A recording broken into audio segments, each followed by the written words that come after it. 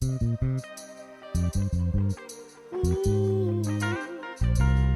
yeah. Yo, what up, 33? Tell me something good. Everybody. You know, they tell me life don't come with no million, so we gonna take it a day at a time. Man, about time you got here, man. Light your cigar, do whatever you gotta do. Get comfortable so we can get this game going. Oh, shit, what do you need to come out? Man, just hold your man, man. That's all you gotta do. Play some defense. Man, too late, man. Domino, game. Good days, great nights. Good days, great nights. Ooh, oh, oh. Pick your favorite cigar. Some cognac.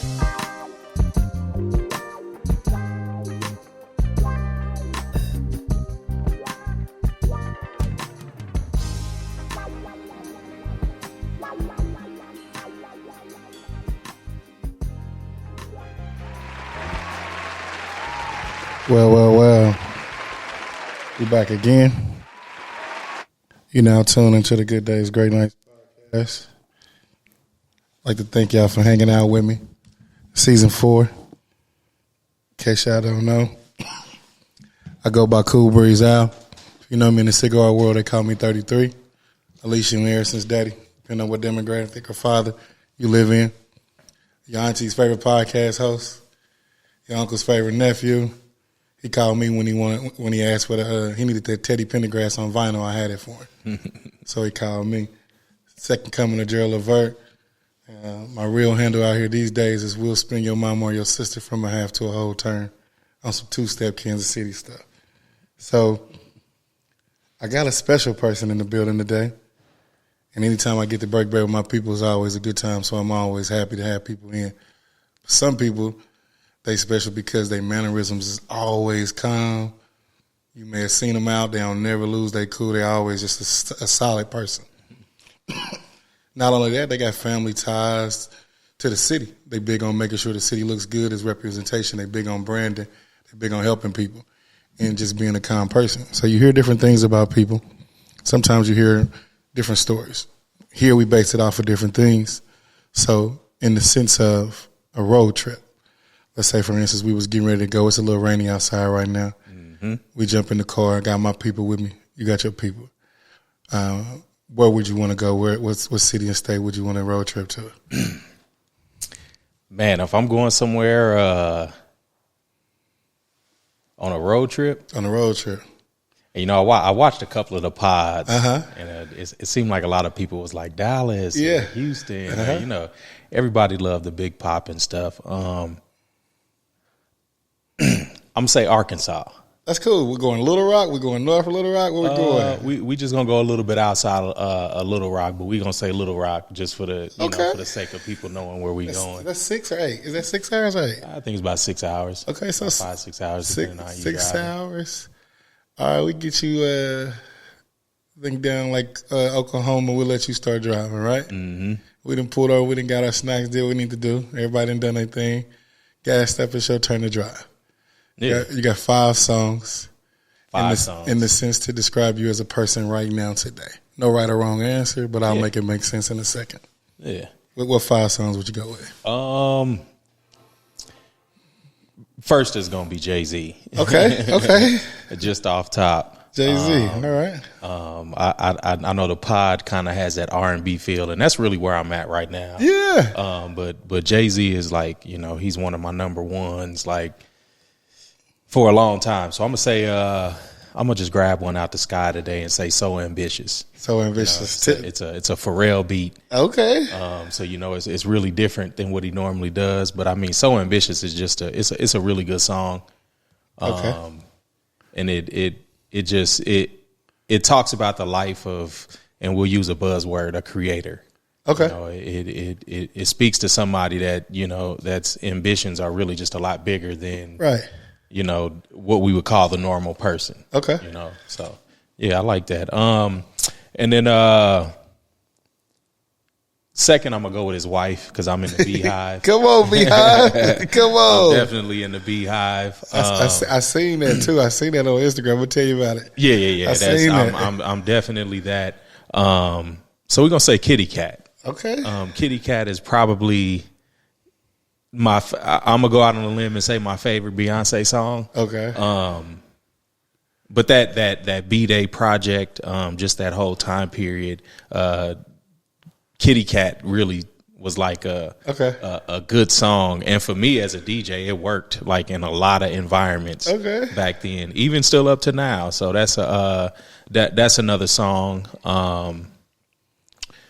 We had three. Yeah, we coming up on the third song. So who would be the third song?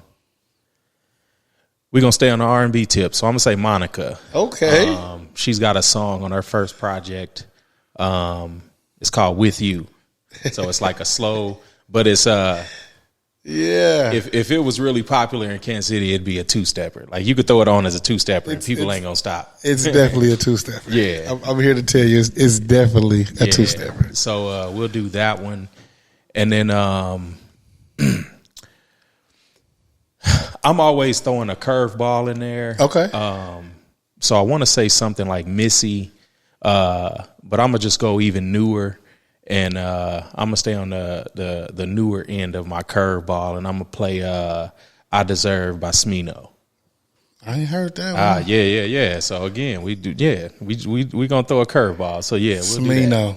Yeah, I Deserve. Smino. I'm typing it in now. And Smino is actually he's a Missouri kid, so he's from St. Louis. Okay.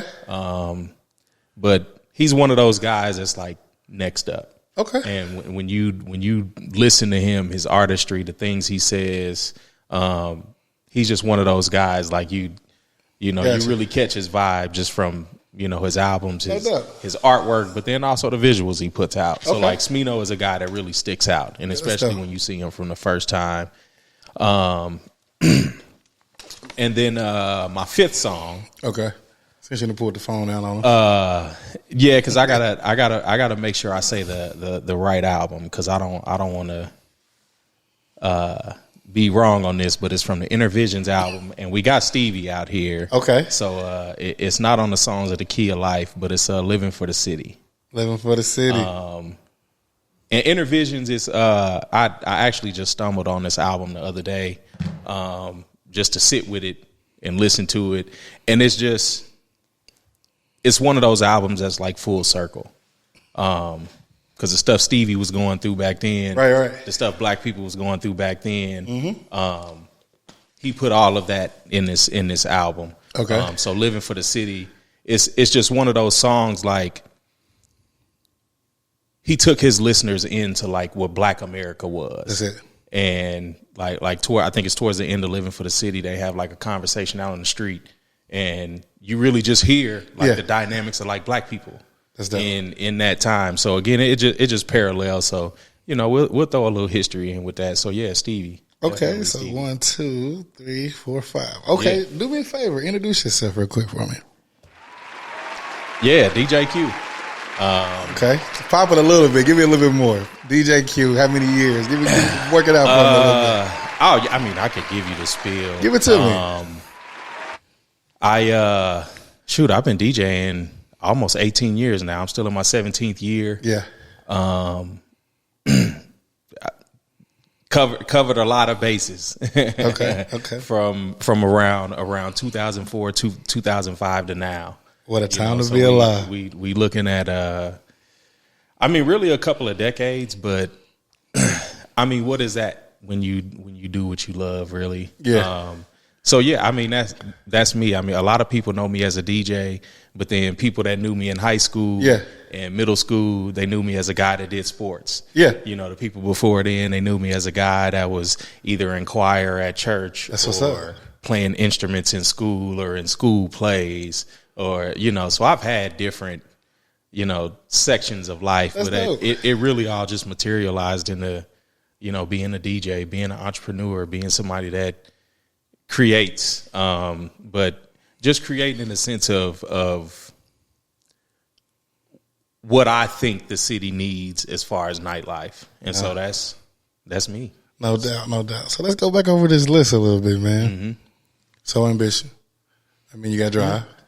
Mm-hmm. Beyonce, that's the Beehive. We're just gonna leave that where it's at. Mm-hmm.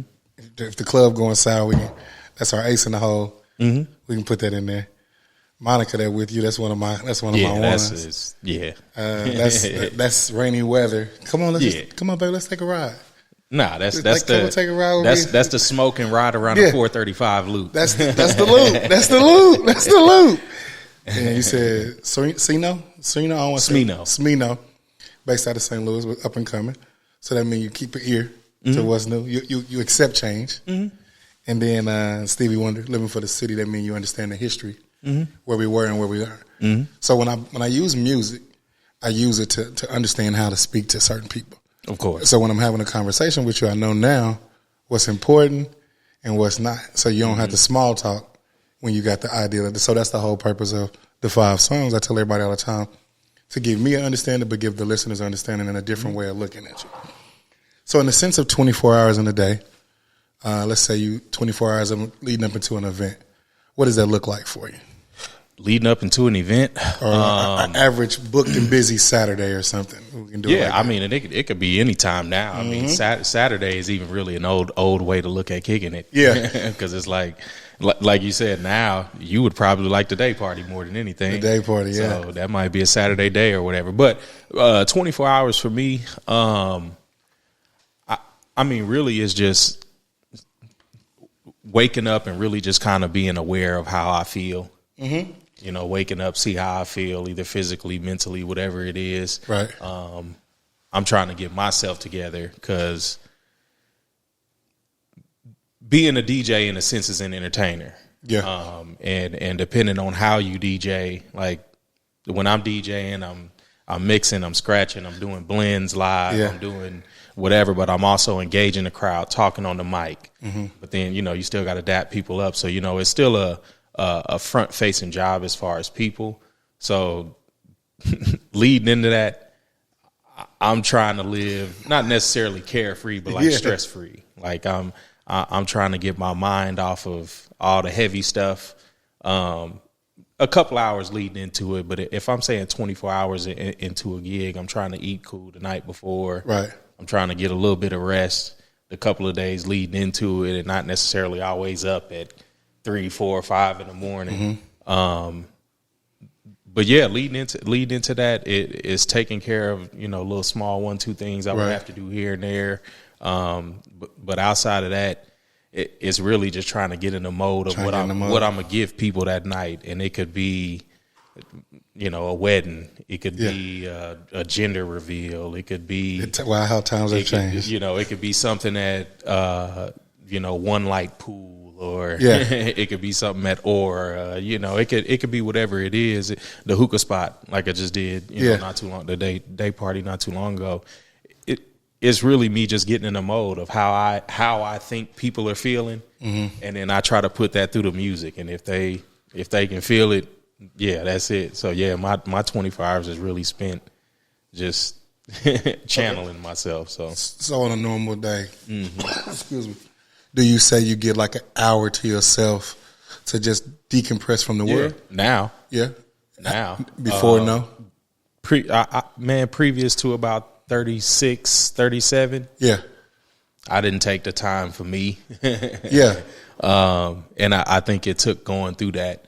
It took going through that so ambitious mentality that always hustling, always grind, always trying to like, whether it's teaching myself how to do graphics so that way I don't have to hire a graphic designer all the time, or teaching myself photography a little bit so I could, you know, tell photographers and videographers how I want things to look, or whatever it is. I ran myself ragged, but in the long run, it started like physically, like turning into like back pain, leg pain, and hip pain. So again, like now, I just really try to focus on how I'm feeling. That's dope. And get back to that. So like previous, and we kind of got off task, but like that's usually how my days are. Is just trying to get back to right. And I think that's like my biggest thing with it. And I ask everybody about that hour, and really we need more than that hour. But a lot of times we so busy trying to perfect our craft, trying to be the best version of ourselves or how we view. We don't get that hour, or we don't even get that 30 minutes, and then eventually you hit that wall. and now you're not giving them the best quality anyway, even if you would have just waited and took that time. Yeah. So sometimes it's turning down a gig, or sometimes it's, hey, no, I'm not going to record this week, or hey, no, I'm not going to go out this time because I got to go to work. And I know if I go to work, then later on I ain't going to be good for the next, as you get older, it ain't like a pop back like it used to be where you can just be like, hey, we good. I can do this. Leave my clothes in the car, go to work, do this, then do it all over again. Now you got to set your priorities good. So that's dope. So I tell everybody all the time, make sure they get that hour. I'm big on mental health. I'm real big on it because I've seen those dark days.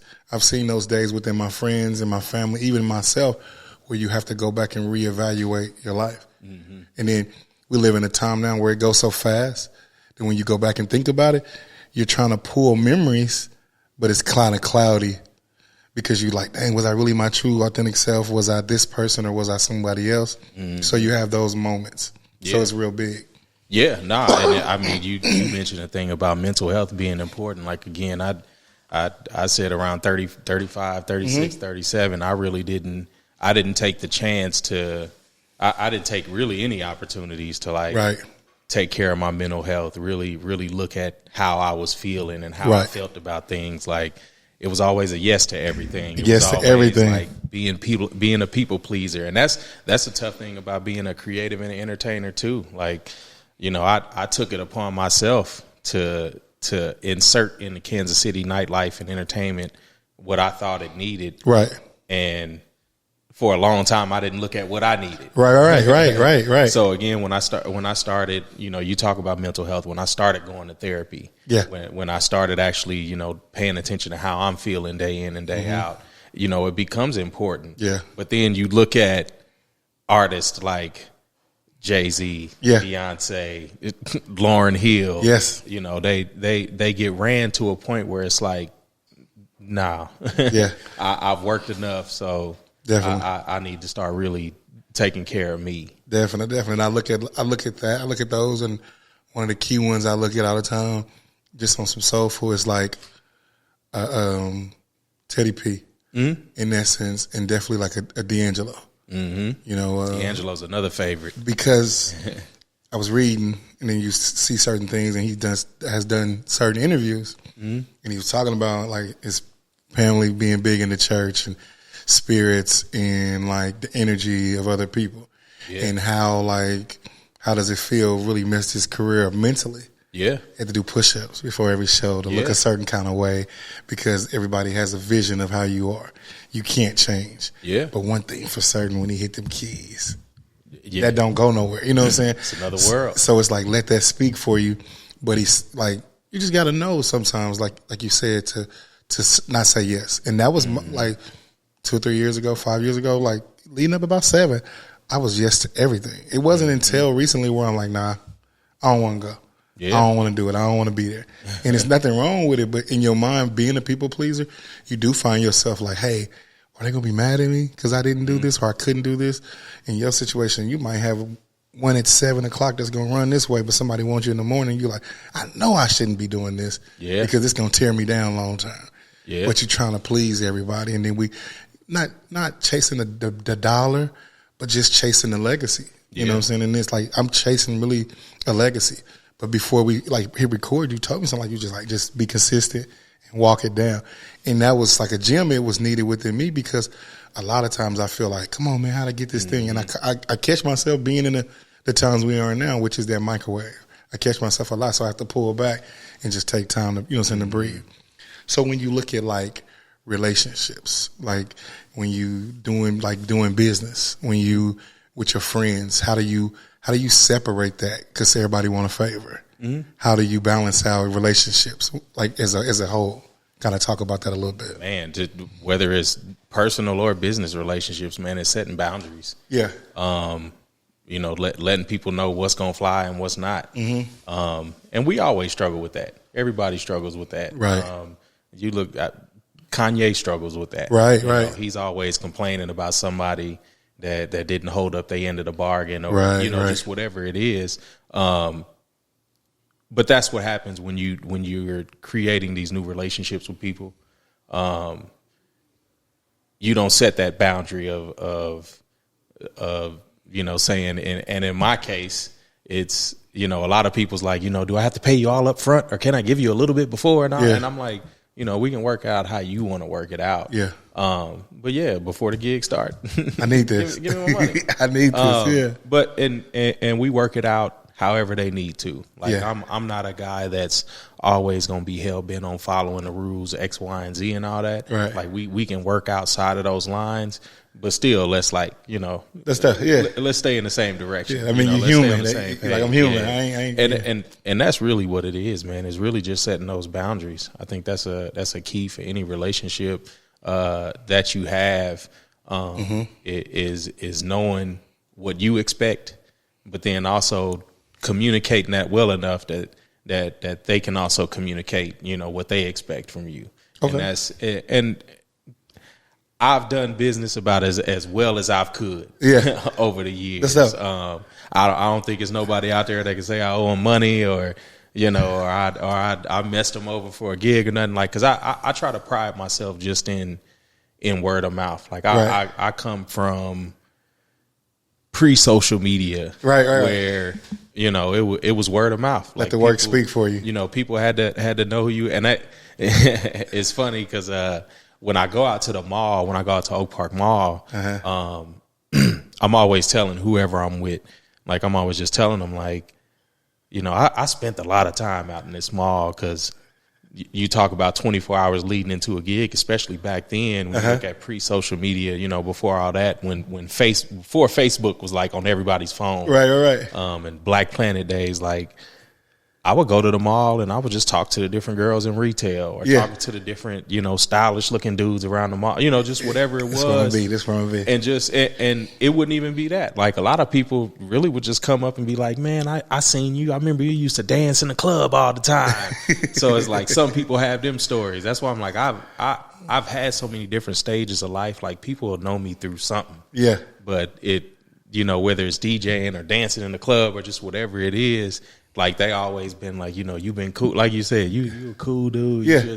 You lay back. And I don't try to be that. I just try to, like, stay away from the BS. So again, like, keeping them boundaries, like, man, you stay away from the BS. You could dodge it a lot of the times, not all the time. Yeah, you're gonna follow a little bit of it. It's just like them lessons about. Yeah, that was lessons about. Yeah, I'll say, what was it? Preacher Paulie on Vampire in Brooklyn. He was like, if every day's a sunny day, then what's a sunny day? On everything. Yeah. So tell me this, man. We gonna go back a little bit. You got some stuff on the table, but your childhood, you was kind of peeking through some of them vinyls. Yeah. Said Big Sis had a special one back in the day. Yeah, no, I feel like my sister had this Janet Control album. Because I had to look on the back to make sure it was an 80s album. But yeah, that was 86. And that's what's crazy is, like, the vinyl I remember, like, it's pretty close to, like, how it's worn, like, everything. So yeah, when I was flipping through that and I seen that, I was like, damn, that, like, jumped out at me. Yeah, it was special. Like, my dad DJ. You know, so I was younger, so. That's where the whole Cool Breeze thing come from. Yeah, what was your dad's DJ name? Cool Breeze or Al Groove. But he's an older cat, Wyandotte County based. And I may have met him before. You may have. Yeah. Manor House days. This is like parallel right by 3 or 2 baseball field. Okay, I'm gonna ask a few of my OGs about him, because, like, DJ Fresh is like one of my OGs. Right. He was good on both sides of the water, so I'm gonna have to ask about him. So I remember, like the day leading up to it, he had a Chevy 20 van, and I'm talking about crates. But you see the times change. Even this, you had to write your name on your vinyl. You know what I'm saying? Yeah. So, and that was like character to give it. And then now you go find these mugs in these different radio, in like different record stores. Yeah. And you looking at it, you're like, man, I wonder who this person was. And when they was going through this mug, what was the song on here that they played? So you're trying to kind of find the grooves. Like, I wonder which one was the one they played the most. So that was like my thing.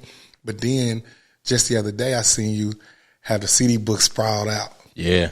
Like, that was a time where that's dang near pullouts going into like tucking it up underneath the seat, hoping that don't nobody take your, because you 200 pockets, and you go into, Music Warehouse or the Landing, or going out to Bannister or Tough World back in the day, and just different, different radios, like stores, like getting them, you know what I'm saying? So what was that like as a kid? Like, not just those albums, but what was like some of them albums you remember like grabbing and holding on to? Man, it was it was really a lot of them ones that I said, but when we talking about albums, and then you even saying that and leading up to it, it's got me thinking about how I grew up really in a very fast, like the revolution of music, right, and how we consumed it. It's changed so fast over my 40 years. Yeah. Because I remember vinyl. Yeah. Then I also remember cassette tape. And then I also remember when CDs first came in, when they were these big, like, it was the size of a dinner plate type of CDs, to like the mini CDs and the CDs. I remember the minis. And so it's like, music, and especially the way we consume it has really like turned over hands. But man, I wish I could think of them offhand, because all of these different ones in my face now. But man, I have a crate of vinyl at the crib, and it's I think it's a couple of Stevie Wonders. It's one of my sister's old New Edition albums. Okay. And because she's got her name like written on it. That's what I'm like. My sister had her name written on a couple of them. But man, I can't think of all the names right now, and it's funny because I posted them years ago. But yeah, man, this really brings me back. Even looking at that, and like the New Edition. The New Edition one is sitting in my ear, because I remember my sister like playing it when she was the New Edition fan, like, or even if she just listened to him then, like from what I remember, like New Edition was her thing. Definitely. So like when we're at the cigar lounge, and I hang with an older crowd. Yeah. So my older crowd, that's their era. So how like, old are you? I'll be 38 this year. Oh, okay. So like, but when I seen you the other day, like it's the 45s and the 50s, and I like being around them because they get to tell me some of them, like, the stove's hot, don't touch it. Yeah. Do this, don't do this type deal. But that New Edition, that BBD where you get I Need You with Ronnie Bell singing lead, and you like, that's Ronnie Bell singing lead? Or you watch the movie, and then you listen to like Boys to Men when they singing that song, or Coming Home, and just the music. It was feel good. It was all like, it was all about the moment. It was about painting pictures. So those things are like something like I hold to, like a Stevie Wonder. Imagine like not having your vision and you got to paint a picture. Yeah. And you've never seen the world. Yeah. This is just your vision of what the world, what you can hear is how you know what I'm saying, you doing it. Or you look at like Aretha, she was going through everything she was going through with her music and trying to put it out there. And then I like live. I love live. I love live music. I love performers like that can entertain you in that way, because you get that breakdown where they talking to you and you going into it. And then Superfly was just one of them things where like my dad and them talked about the movies and the Mac, and you also look over there, it's Above the Rim, like Tupac as the coach in the movie. Like if I don't win, you ain't going to Georgetown. Like, but you had people in the city that was like that. And then you also look over there next to Big Al, you got Blackstreet. That album that's there. That's a timeless album, yeah. That album, I put it up a few months back, man. It's really a timeless album. That was one of the ones, man, where you can dang near play it from top to back. Yeah. Unless you was just tired of KPRS playing like No Diggity. Yeah. But other than that, you can let that thing just go straight through. So it was one of them things for the bookends. Yeah. And then executive produced Teddy Riley, one of the executive producers. Can't even play with Teddy. You look at his journey through music, right? But then like a lot of his kids and grandkids that he raised up through the industry, a lot of producers that came off of his tree. Yeah, that Virginia area is definitely special. For that. They got something going. Yeah, definitely. And then you bring up Above the Rim, man. You talk about creators. You talk about people that have done it for a very long time. Wood Harris. Yeah. In Above the Rim. Yeah. Really, really good in this movie. And the character that he played it gave you a look into who he was like leading into his career. Because like now today, you see him, playing probably the best role I've seen on the Winning Time. What? It's the Lakers thing. He's playing Spencer Haywood. So for him to play that role, how he's playing, but then like for this to come up and to see how like good his career has been. It's been great. Whether you look at whatever it is, from TV to movies, like man, creators, man, they stay consistent. They can keep that brand for themselves. No doubt. And that's dope. But yeah, and all of these people, all of these different artists and things you talked about, man, they all went through the same stuff we went through.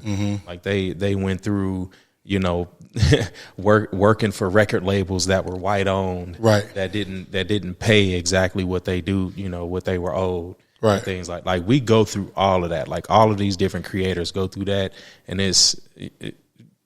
the way out we got to talk about is just creating an ecosystem. So people that are small businesses all coming together. So like you said, you could talk to names all you want, but talking to the people in the community, people that don't necessarily have a name or popular, but people that are in specific positions, you can really talk to them and get knowledge about a lot of stuff, man, and really things you don't know about, So, and them be the ones you probably walk past in Walmart and be like, "Dang, I didn't even know you did this," and you will never know. So when you look at life right now, and when you like got nieces and nephews. Little cousins and things like that. No kids? No kids. So check this out. Do you think you're giving them a service or a disservice by being your own boss? Are you teaching them how to dream? Are you teaching them how to be their own entrepreneur? What do you think you're giving them when they see you in the sense of like the way you carry yourself and stuff like that? Man, my parents, especially my mom. My mom was always one of those like lead by example type people. And me and my sister have a gap. Like it's a 10, 11 year gap between us. My kids do too. They got 10 years. So my sister is almost like a motherly figure to me. And especially growing up. But like even now, like my sister is still my sister. Like we've been best friends for the longest. Like my sister's never been anybody that I can't talk to. So that's like the cool thing. But yeah, dang, where was we at? We shifted so fast. Oh, just more or less of like your nieces and nephews and people. That's where I was going with it. My mom just always taught me to like, lead by example. And so with the gap between me and my sister, having nephews, like me and my oldest nephew, we have a 5-year gap. And so like the nephew after that is another 5 years. So it's like I've kind of always been in that like they looked up to me type of position.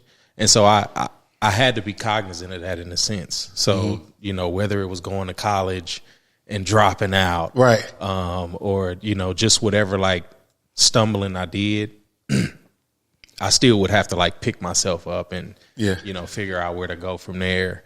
And, I think that, those stumbling, those, the different things you see, but then like being able to see my nephews growing up. And when I'm growing up, they still growing up. And they've always looked at me as like an uncle. But it's almost been like a brother because we all grew up together for the most part.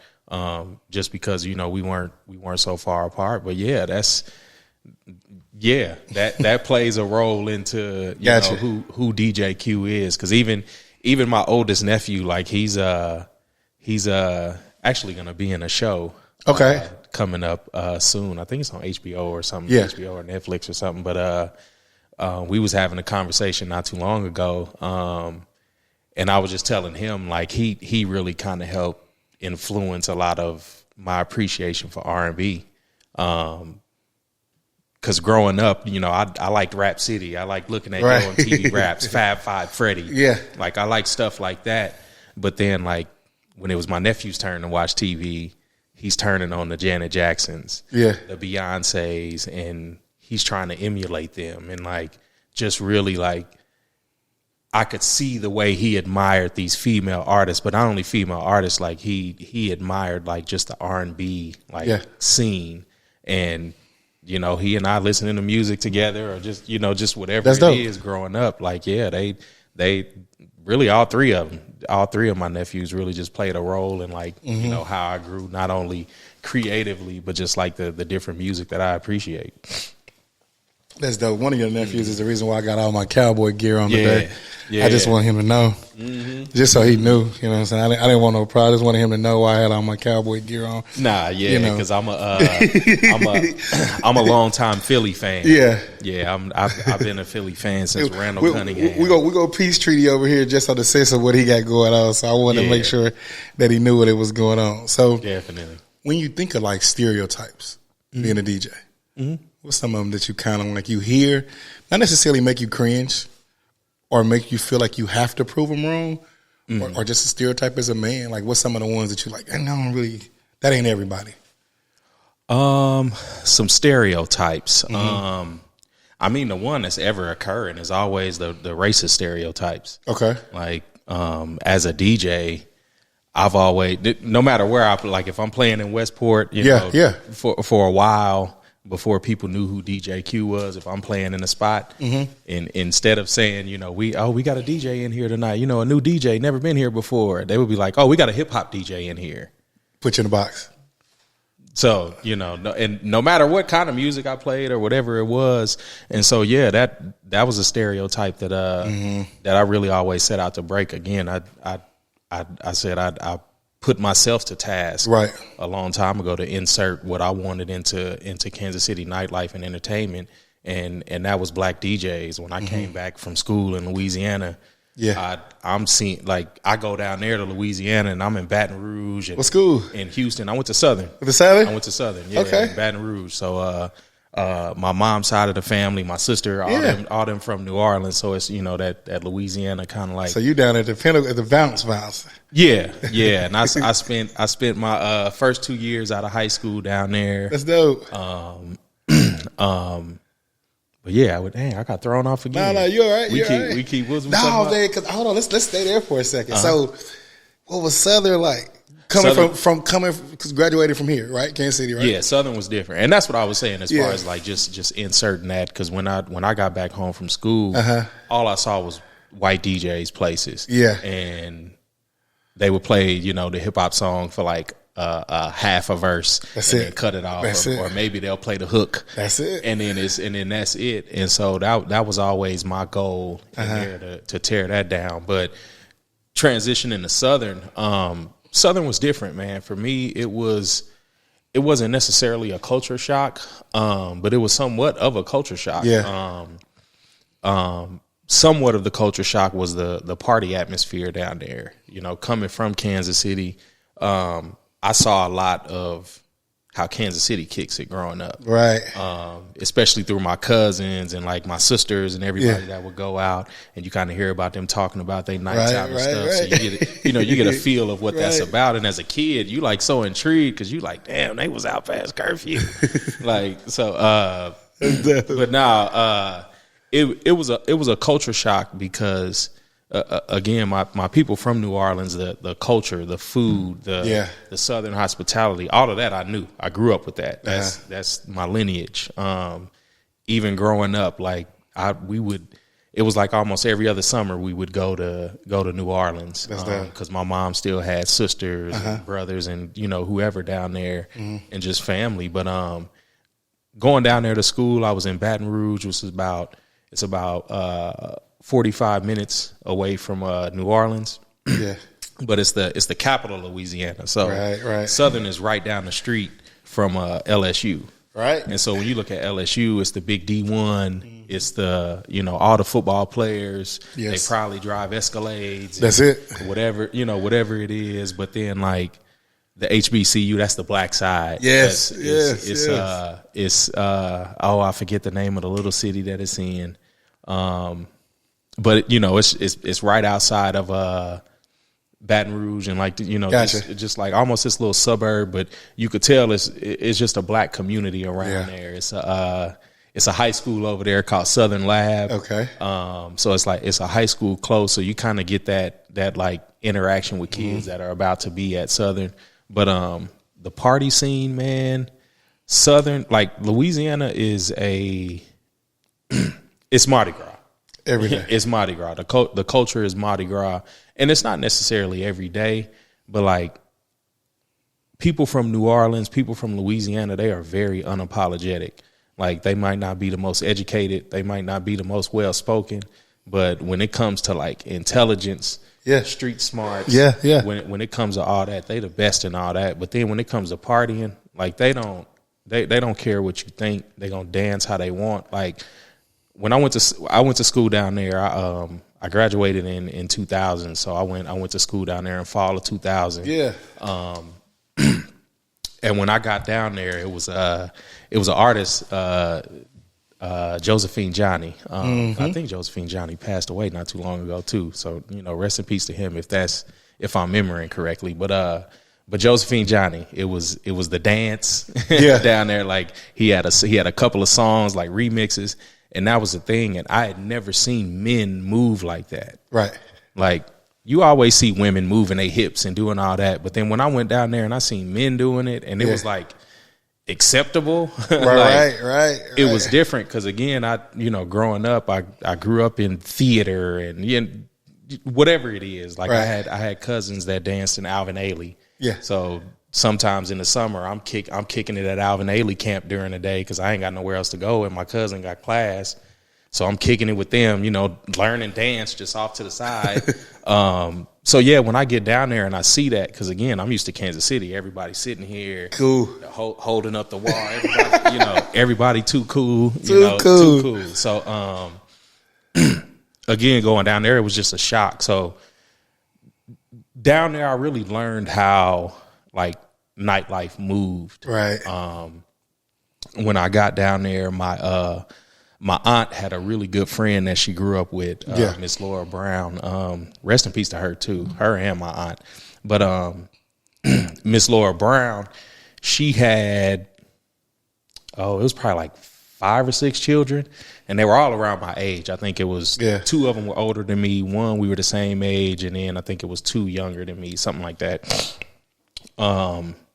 But her family really took me in. That's dope. And so they were like my cousins down there. That's dope, yeah. So they, they showed me around. They got me acclimated to it. But one of the brothers that was older than me, and then one of the brothers that I was the same age as, they were well known on campus. Right. One of them, Smokey, he looked like Jesus. If you look at a picture of Jesus, and the little light skinned white Jesus they be showing you, he was light skinned with blue eyes, long curly hair, but stocky, and he always had his shirt. Louisiana niggas always got their shirt off because it's hot as hell down there, but they always got their shirt off. So like, women knew me just from always kicking it with Smokey. Yeah. But then like his any brother named Smokey got to be a cool cat. Yeah, nah, he was the coolest breeze ever. So kicking it with Smokey, but then his little brother, Aaron, we called him they called him Lil Brown. Yeah. And he was another one of them guys, like multi-talented. Like he was all state in basketball. Okay. I think in track he was a great athlete. He was shorter than me. I want to say he was like 5'7", 5'8". Dunk out the gym, all that. Could sing. Like he was just somebody that could do everything. Jack of all trades. And so we kicked it. So kicking it with him, I was meeting all the women. Yeah. And I really kind of learned how to like, not necessarily be a ladies' man, but like how to be around like different types of women. That's it. A lot of people have they type of women that they like to be around, but like he was a guy that just showed me like a lot of skills of how to like, just be around women and not necessarily be just a little creepy dude in the corner. And but hold on, let's stay there because that's something that I think is a lost art. And when I say that, like sometimes you fan out. Sometimes a lot of men or women vice versa, but in a man, I've seen men fan out where they feel like they have to do so much when you really don't have to do all that. Yeah. So like having that person that's saying, you gotta go this way, don't do that. That's too much. Don't do that. Just do this. And it teaches you how to be around. But I think the biggest thing now is understanding as a man, you get a couple seasons, but everybody don't want you. You know what I'm saying? And some people you just gonna be cool with. and you got to be okay with it. But I talk to a lot of cats, and they're like, man, I just feel like I can sell water to a well, and they feel like that's any and everything. But I think nowadays, if you're nice, I used to think nice guys finish last, but I don't know. If you're nice, they'll always respect you with that. But if you always like too overly nice or too overly, that's the box they're going to put you in. Yeah. So I think that was dope to even have that. So now when you get older and you meet that special person, you know how to bring it into the gap to like, I've experienced the world in this, but I know how to put this into you because this is what you need. Yeah. And this is what I have to give to you, if that makes sense. No, definitely. And you talk about nice guys finishing last. That's like, that's something that kind of got drilled into our heads. Yeah, yeah. It was like, nice guys finish last. Women don't really like the nice guy. They want the bad boy and all that. But, really looking at it when you go below the surface, because it's one, nice guys finish last is just an old saying. Right. Like it's old in a sense of like now things are a lot different. It's very nuanced. And I could speak from being the nice guy on the surface and then like, treating past partners like they ain't nothing behind closed doors. Right.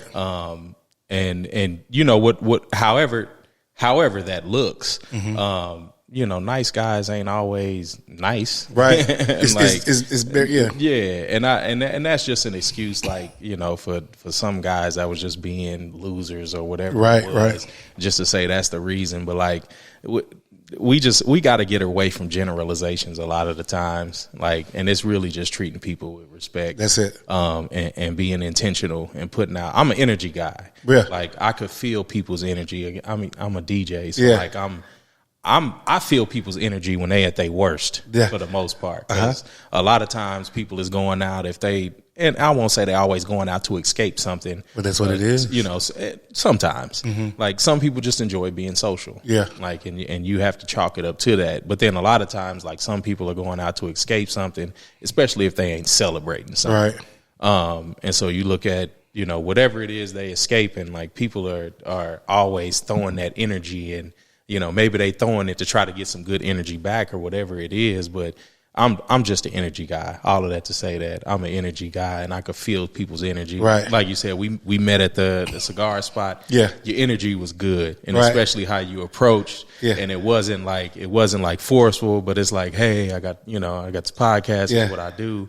We briefly chatted and then we was able to connect and it was something I wanted to do because again, like, your energy was good. That's dope. And you just have to be that, man. You have to give people energy, good energy. Yes. And intentional type of energy. Yeah. You can't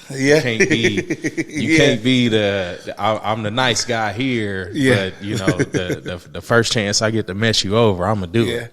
And I think with me in this is learning working in corporate America, but then learning like working outside of it and being around people. Like I went to Lincoln.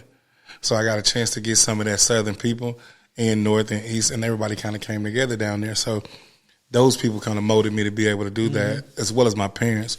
But with that, I want everybody to come on. That some people that I'm like, and I'm not saying that like I don't put people on pedestals, but the platforms or where I think they are is like I respect what you've done. I respect what they've given to the world.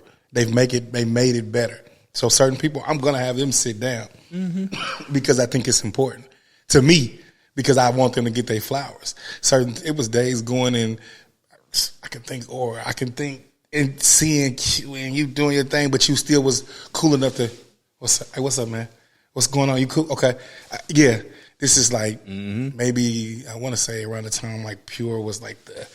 Yeah, they threw all the, you know what I'm saying? Like it was one of those things where you just look up, but then I turn around and see you at what was predominantly looked at as a white club, and you rocking it out, and I'm like, the dude can go in anywhere. So to be that way and not so much a transform, but to be able to be yourself, in a room full of people that they think that, and then to have a button and know that I can control this thing, but not take it for granted. Yeah, because some DJs get into it and they take it for granted and they hot for 2 summers, 3 summers, and then now nobody wants to book them because now you arrogant. Can't nobody tell you nothing. But if it's dynamite, it's gonna blow when you press the button. But I've seen you control it.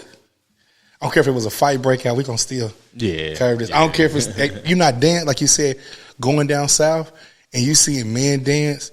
When I first came back home from college, This is around the time Nina Poppin and Heel Towing was, because I came out in 03. So when I come back. You wasn't far behind me yet. So when I come back and you got all the gangsters like this, and then when I first get to school, I'm like that. But then I'm like. But before I started DJing, the people that didn't know me from high school. Yeah. That's what they knew me as. They you talk about Nina Pop and a couple of the homies, they got a joke because everybody thought I was a Nina Pop boy back then. Yeah. And shout out to the Nina Pop boys because it's like it's funny because people knew them just based off of a dance out of St. Louis. Off a dance. But it was the same for me. Yeah. Like when I'm going to Lincoln to kick it or when I'm going to St. Louis or whatever, I'm running into them at the spots. Yeah. And we all in there dancing and just, again, having a good time and all that. Like, dope. Like, yeah, it's dope. It's funny you mentioned that. So, yeah. No, it's dope. But I like seeing cats up grooving and dancing. So when I got down there, I'm like, oh, this is cool. You can dance? Like, yeah. And not nobody laugh at you like, boy, what you doing? You don't do like, hey, boy, don't do like, nah, you can like. And I think men are so like taught to be so masculine and so this and so strong that they don't do that. Mm-hmm. So now when you go out now, you see it. Or when I was like, even in Dallas, they be boogieing. Yeah, I'm like, oh, this is cool. But that's Southern culture too. Yeah, we just too cool. Yeah, and you just you look at that Southern culture. A lot of it gets lost in places like the Midwest. Mm-hmm. You look at Southern culture when you look at places like Houston, places like New Orleans. Right. You can go through the Alabamas, through Mississippi. Well, Mississippi's a little more poor too. Mm-hmm. But you look at the Atlantas, you look at the Charlottes. Yeah. A lot of these cities that I've mentioned they have very thriving nightlife. Yeah. they have very a culture that really kind of sustains itself no doubt. In nightlife and entertainment just based off of what's built. But a lot in the South, they would just give black people a section of the city and say, hey, go do that. Y'all have fun. Yeah. We're going to be over here. And that's usually how they ecosystems grew. Yeah, the juke joint, the hole in the wall. Yeah, they really grew from that because then you look at one juke joint opening, another one's going to open up because somebody see the, and that's where we at now too. You got one club opening up and it feels good to have all these people in here, but then it's like, hey, let me go holler at Q and let me go holler at a Pure and Up Down and whoever it is, let me go holler at them to bring them in. Yeah, and then the next club opens up and it's like, shit, we need to go holler at them too. That's cool. So it turns into that community. It turns into black people having somewhere to go and express themselves. Uh-huh. And that's the tough thing about the Midwest. The Midwest, it gets taken away because then instead of giving black people they side of town like 18th and Vine or something like giving them something and allowing them to sustain that, like the Midwest, they constrict it. Because, white men, they want to control everything here. Right. So whether it's nightlife, whether it's getting liquor licenses, or whether it's what DJs are hired in clubs or just whatever it is, like it's always this resistance in the Midwest. And it's the same in a lot of different cities. You think it's getting better? Slowly? Not really. No, still ways not to go? Really. It's still always and forever has been different white men just standing against the progress of nightlife, whether it's in Kansas City. You can talk to DJs in Austin, Texas, like a lot of these different like cities that are similar, especially in size and economic status and, just whatever it is. A lot of these cities have the issues because the liquor licensing laws are crazy and nobody can get a liquor license. Right. Because now I got to go around and I got to get signatures from all my neighbors, but all my neighbors are white business owners, and I'm trying to go open up this club for black people. And then when I tell them, hey, we gonna open a business here, and they all like, well, shit, we don't want these niggas over here. Right. That's real. That's real. Or one of them will be like, hey, I'll open up a bar for you. And then they'll pay the entertainers way less than what they're paying the white DJs. Yeah. So whatever it is, like it's always something in the way of progress, but you just got to fight through it. Got to press through. Because I mean, what you gonna do? Come Thursday, Friday, Saturday, people gonna be hitting you. Q, what's it to do? Well, yeah. So that's just it's the tough part about it, but it's a reality. Like I said, you know, Stevie Wonder was talking about racism on an album in the 70s, and talking about the different hurdles he goes through, not only in the music business or just whatever it is, but you got to keep pushing it. You got to be living just enough for the city. Living just enough for the city. So when you think about your dreams and legacy, what's some dreams you got that you ain't accomplished yet that you want to share? Like one or two. Man, it's funny because I just turned 40 last month, so it's like you get all them thoughts. Right. You know, about what 40 is, you know, what 40 looks like. You know, when you was 20, you didn't want to turn 30. Right. You felt like 30 was downhill. But when I hit 30, man, I felt like 30, I had some of the best times of my life. But then I built some of that legacy there. And it's like 40. I don't know, man. I feel like 40 is a transition period. So when you talk about dreams, I'm a creator. Like I've dreamt about doing a lot of things. I've talked about doing a lot of things, and it's now at a point where I can do a lot of those things. I know audio, I know video, I know a lot of different things that I could do with it. I think it's just a matter of time of me like making space to create those different things and see how those dreams look. Because as far as legacy, man, and I was telling the homie the other day, Josh. That he's got Up Down Nightlife, and we was talking, and I was like, man, I don't feel like I have anything else to prove in Kansas City, especially when it comes to DJing, when it comes to all of this. So it's like I haven't felt like I needed to prove anything for a very long time. So it's not necessarily trying to solidify a legacy. I think my legacy at this point should have, spoke for itself, especially. That's it. Creeping up on 20 years. But man, it's like, that's not just my legacy. Yeah. Like being a DJ is not who Q is only. Like I'm such a utility knife when it comes to whatever. I like that. Because it's when you look at a world that we live in, and not just now, really over the last 20 or 30 years, like you're looking at a world that if you can create something that people want, they're going to keep coming back to. That's right. It's that familiarity. It's the cheers. It's the where everybody knows your name and we're always glad you came. That's it. Like, that's it. It's that type of thing. So like when you talk about legacy, man, that's what it is. Like you said it opening up, like he's always chill, he's always whatever, but people trust me to create whatever it is. That's whatever it is I could put my mind to. So yeah, when we talking about legacy, it's not just DJing. And I think that's what my dream is now. Like my dream is now is not necessarily moving away from like being a DJ, but it's like I could show people other stuff. Yeah, so now it's more or less opening them like, let me show you. Yeah. I got so much more to this picture. Y'all just see this part of the picture. Yeah, and let me give you a bigger picture. Yeah, and I think that's what it is looking forward to me. Because man, we could never say what technology or what podcasting or whatever is going to look like in 2 years or 3 years now. Like we've just really got to kind of adapt, and it's really just taking those skills and transferring it into the next thing. No doubt. So yeah, that's what it is. Like being a creative is a buzzword, but it's really kind of powerful because it's like, what do you create? Yeah. And like people could ask me that all day, but it's like, come see a lot. Like, cause I've just had my hands in so many different things. And I've just been more of an explorer. I haven't been afraid to, not only try DJing in this part of town, but hey, I'm gonna go try to throw a party over here. Right. Like it's just being that explorer, not being afraid to like break down doors, but then like give people options to do different things. So yeah, you talk about legacy and dreams and all that. I'm forever dreaming. That's it. I'm forever working on a legacy, but it's not even from people speaking well about me and championing me or whatever I'm done.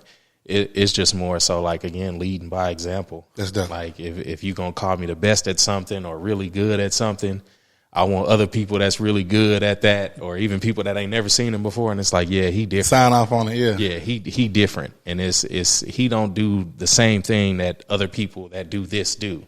That's dope. And so that's always been me, whether it's sports talk radio or or DJing or, you know, finding venues to do things at, or just whatever it is, like whatever. That's cool. Okay, so I got two more for you. We in a good place. I got two more. If you could tell the younger version of you something, what would you tell? What would you tell the younger version of yourself? I would harp on mental health, man. Okay. I would really harp on that. Like you said, you know, guys are in a club really stiff and wanting to be hard and all that. Like, just, you know, focus on not necessarily yourself, but how you feel. You know, really pay attention to that, because being a performer, like you said, being a people pleaser and all that, and did I do a good job, man? A lot of depression come with that. A lot. And a lot. When you don't know how you feel when you depressed, and say you going out and somebody, you know, nudge you the wrong way, it turned into something bad. Different, yeah. So again, like, and I you know, knock on wood, I haven't had issues or anything like that. But it could be that at any moment, and you never know. But that's why, you know, I always try to keep that level head. Well, that's and respect. stay cool. That's good. That's good. So yeah, but that's what I would tell my younger self, really, is you know, that mental health part.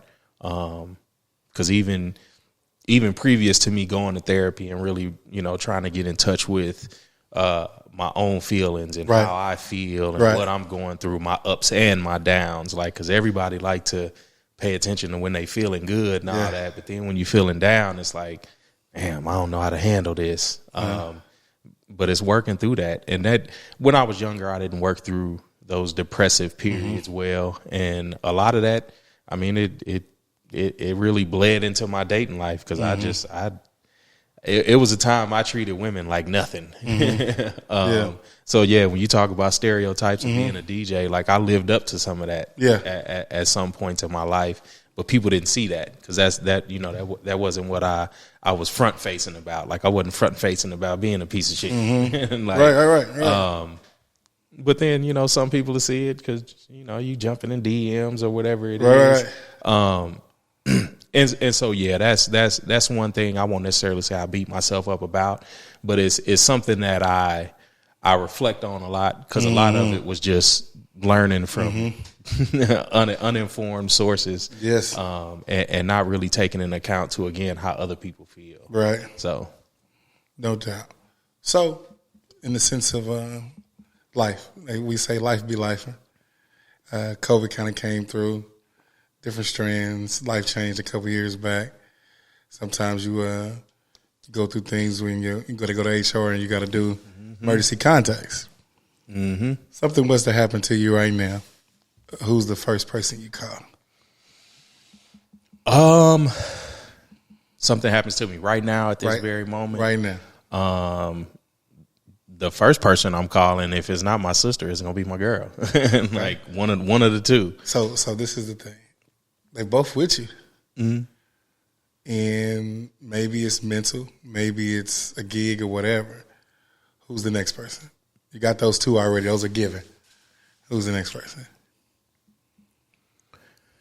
Man, it depends on the situation, because it's probably still gonna stay family. Yeah. It's probably gonna stay family. You know, if it's something I need somebody right there, I may not be calling them, but I'm probably calling my cousin Aaron.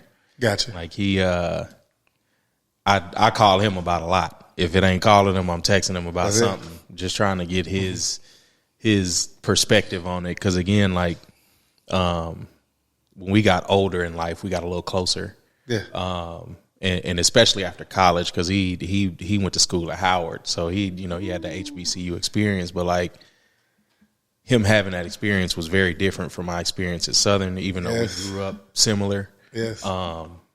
But then as we became adults, his view of the world was very different than mine. Gotcha. And just the conversations, different things we had, like, it's him. Like, I'm gonna call him, because it's like, if it's something, I'm gonna need somebody to kind of like, give me that good perspective. And so I admire that. And I tell people all the time to have more than one or two people you can call.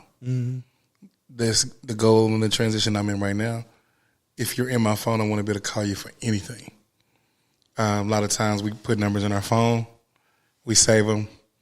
We only call them when we need them. We don't call them just to say, hey, how you doing? Or, hey, man, I thought about you. Even if you just set a little time aside. But then if this phone was to die, you don't got no numbers memorized like when we was kids. So you flat tire, need this, need that. I'm stuck here, need to go here. I don't know nobody now. You know what I'm saying? So the challenge of it now is making sure you have a village for your mental. Yeah. For just building you as a person, to keeping you going. So like we look out here and you look at yellow lights and green lights and red. So even when you're having those days where you're like, hey, I still want to be a creator, and you be like, I don't know if they really need this, and it's somebody you can call and they say, you don't even tell them what's going on, they just automatically know your energy. Yeah. It's a few people that hit me now. Hey, how you doing? I'm like, oh, I'm good. How you doing? They're like, no, but how are you? Yeah. And those people are, you hold on to those people. Yeah. Because if it's a person always calling you with something, it's like, dang, they always need me. Then you kind of resent them when you feel like you need them. Yeah. So you got to take yourself out of it. So like that's one of my biggest things is just having people you can call for anything. You see what I'm saying? Yeah, and I'm not one of them people. If I got your number, I'm gonna call you for anything, because it ain't always the same on my end. And like, it's a lot of people always want everything, right? And I ain't got the room to give it. That's it. I'm about to say that's it. So, do you got anything coming up? Anything coming up in the next couple like weeks or so? You want to like shout out anything or anything you about to start back doing or anything? I mean, as far as recently, I've been working a lot with Josh in the Up Down app. Okay. So that Up Down Nightlife app, we've been working on that. It's available to download. Okay. In the iTunes stores, just on iPhone right now. Working on the Droids later on. But yeah, Android will come. Okay. But when you build an app, you definitely got to build it on Apple first. And that ain't even no shade. That's just how the industry goes. Right. Reason. But really just working on that. So, you know, it's not necessarily what I got going on, because the Up Down Nightlife app, we really focus on nightlife, and it's as simple as Instagram for nightlife. Like, gotcha. It tells you every night where you can go. But it's something that's needed, especially in like Midwest cities where I can go somewhere and, you know, it might be a white DJ in there and he might play a couple of songs. It's like, cool, but I want to go kick it somewhere where somebody gonna play the music I know and not just the hits from hip hop. Like, I want to go hear some of the B-sides, some of the B-sides is important. Somebody that's gonna give me some culture, and that's what the app is for. Okay, it's really to give you a look at where you can go, where it's gonna be some culture. Okay, and where some black people is gonna hang out, but then you could also see like some black talent too. That's dope. And that's not necessarily the basis of the app, but on that app you're able to find that. That's it. Yeah, because it's more so focused on the culture. And when we talking about black culture, when we talking about culture, we talking about black culture. So yeah, that because I mean we do events here and there and all over, and we kind of always bouncing around. So. You know, they could find out on the app and all that. And really my website, man, djqspin.me. Okay. I put everything on there from events to that's dope, when I'm putting mixes out. About a year or so ago, I started a mix show online, and you could just stream the mixes. But it's like 1.5 mixes. And it was called the Proximity Mix Show. Okay. So when you talk about community and ecosystems and building all that, that's basically what proximity is. Okay. It's really keeping yourself in the proximity of people like with like-minded energy. You know, people that are not only entrepreneurs, like, you know, just whatever it is, but just people that have like minds. And that's who I always want in my proximity. That's good.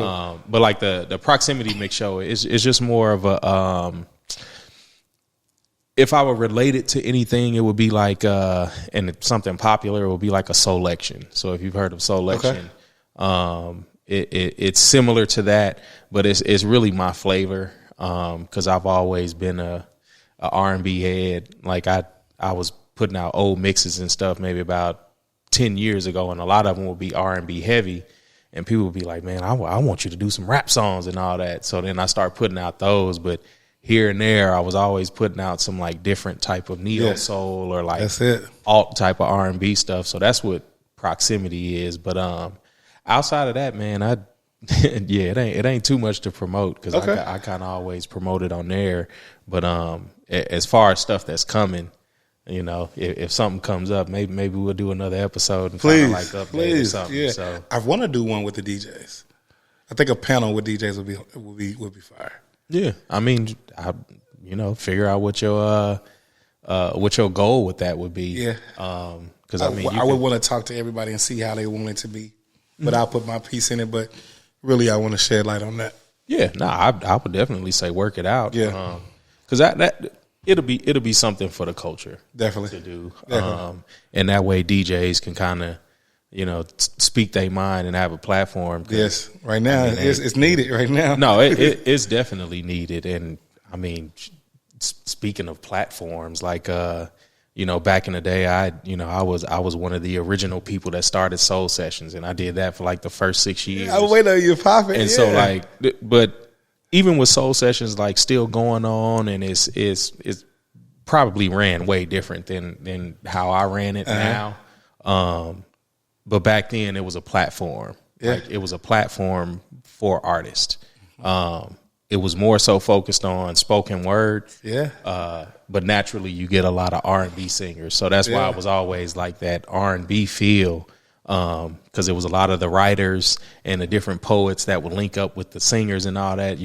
They was always clicked up, so people would come there. But that was the basis of Soul Sessions. Yeah. Soul Sessions was to give people a stage or a platform, really to prepare themselves for the bigger stages. That's dope. And that was always the message I would try to get out to people. Because back then it was funny because people would try to like hit me up and DM me like, oh, you got features and all this going on. And I would just tell people like, yeah, if you're going to feature, have something you could sell, have, this and that, like have you a show together. Like, don't just give me the same 5-6 poems you do around town. And yes, I'm going to pay you to do this feature. But nah, that's another thing that, I joined on to because I felt like it needed to be inserted into the culture. But then also my DJ career started from, and you might have been too young because when I started, I think you said you was in college. So, but I started doing ULIT. It was urban literation, and we did a Wednesday night. And so we started at a place called what was it? I think it was Trago. Okay. And it's basically where I think the Made Mob store is there now. Okay. It's where the which daiquiri shop? It's the daiquiri shop that's on Grand. Yeah.